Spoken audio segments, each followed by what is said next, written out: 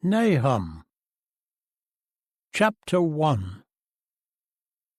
A pronouncement against Nineveh. The book of the vision of Nahum, the Elkoshite. Jehovah is a God who requires exclusive devotion and takes vengeance. Jehovah takes vengeance and is ready to express his wrath. Jehovah takes vengeance against his foes, and he stores up wrath for his enemies.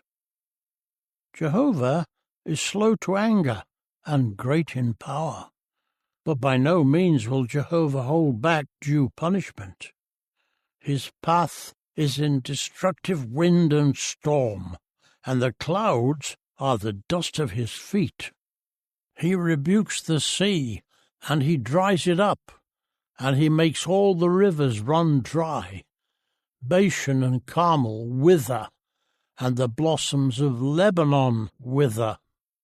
Mountains quake because of him, and the hills melt. The earth will be in an upheaval because of his face, along with the land and all those dwelling in it. Who can stand before his indignation? And who can withstand the heat of his anger? His wrath will be poured out like fire, and the rocks will be shattered because of him. Jehovah is good, a stronghold in the day of distress. He is mindful of those seeking refuge in him. With a sweeping flood he will make a complete extermination of her place, and darkness will pursue his enemies. What will you plot against Jehovah? He is causing a complete extermination.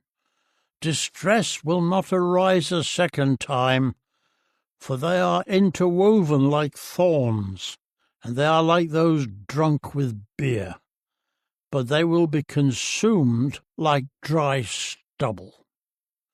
From you will come one who plots evil against Jehovah, giving worthless advice. This is what Jehovah says.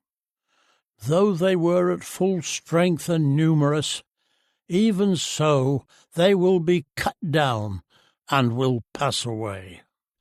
I have afflicted you, but I will afflict you no more. And now I will break his yoke bar from off you, and I will tear your bonds in two.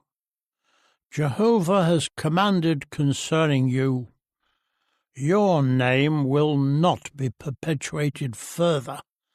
I will do away with the carved images and metal statues from the house of your gods. I will make a grave for you, because you are contemptible. Look! On the mountains are the feet of one bringing good news, the one proclaiming peace.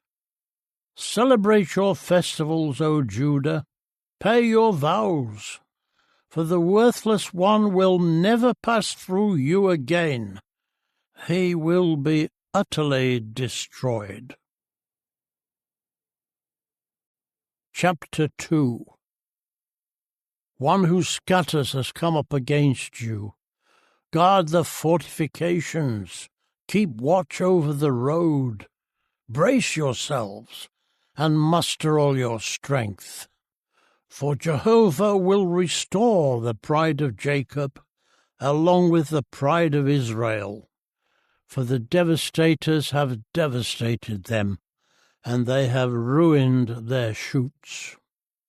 The shields of his mighty men are dyed red. His warriors are dressed in crimson. The iron fittings of his war chariots flash like fire in the day he prepares for battle, and the juniper spears are brandished. The war chariots race madly through the streets. They rush up and down the public squares. They shine like burning torches and flash like lightning.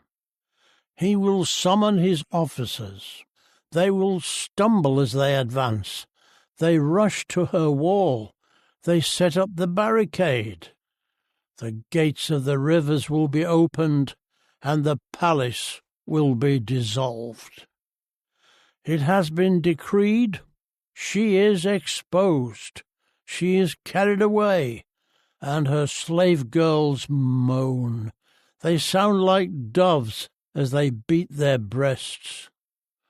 Throughout her days, Nineveh was like a pool of waters, but now they are fleeing.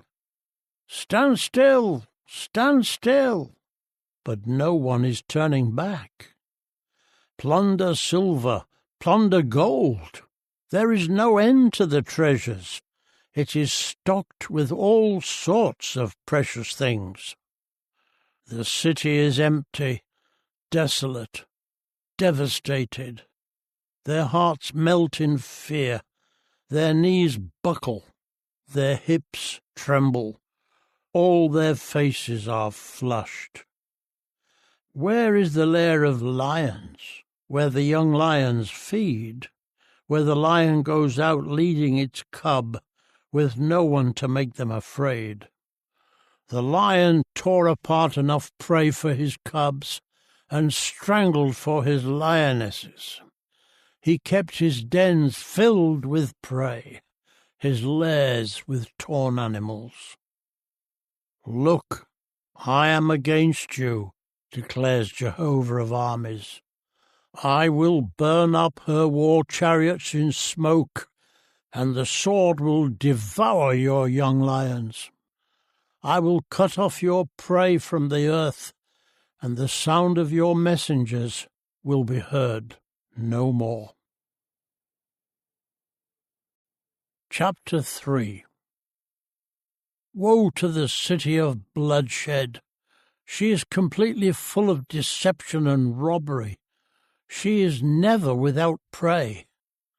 There is the crack of the whip and the rattle of wheels, the dashing horse and the bounding chariot, the mounted horseman, the flashing sword and the glittering spear, the multitude of the slain and the heaps of carcasses. There is no end to the dead bodies. They keep stumbling over the dead bodies. This is because of the many acts of prostitution of the prostitute. She who is attractive and charming, a mistress of sorceries, who ensnares nations by her prostitution and families by her sorceries. Look, I am against you, declares Jehovah of armies. I will lift your skirts up over your face. I will cause nations to see your nakedness, and kingdoms your disgrace. And I will throw filth on you, and make you despicable. I will make a spectacle of you. Everyone who sees you will flee from you and say, Nineveh has been devastated. Who will sympathize with her? Where will I find comforters for you? Are you better than Nahum, which sat by the Nile canals? Waters surrounded her. Her wealth was the sea, and her wall was the sea. Ethiopia was her source of boundless strength, also Egypt. Put and the Libyans were your helpers. But even she became an exile. She went into captivity. Her children also were dashed to pieces on every street corner. They cast lots over her honoured men, and all her great men have been bound with fetters. You will also become drunk. You will go into hiding. You will seek refuge from the enemy. All your fortifications are like fig trees with the first ripe fruits. If they are shaken, they will fall into the mouth of devourers. Look, your troops are like women in your midst. The gates of your land will be wide open for your enemies. Fire will consume the bars of your gates. Draw water for the siege. Strengthen your fortifications. Go down into the mire and tread the clay. Grab hold of the brick mould. Even there fire will consume you. A sword will cut you down. It will devour you as the young locusts do. Make yourself as numerous as the young locusts. Yes, make yourself as numerous as the locusts. You have multiplied your merchants more than the stars of the heavens. The young locust strips off its skin and flies away. Your guards are like the locust, and your officers like a locust swarm. They camp in the stone pens on a cold day, but when the sun shines, they fly away, and no one knows where they are. Your shepherds are drowsy, O king of Assyria. Your nobles stay in their residences. Your people are scattered on the mountains, and no one is gathering them together. There is no relief for your catastrophe. Your wound is beyond healing. All those hearing the report about you will clap their hands, for who has not suffered from your relentless cruelty?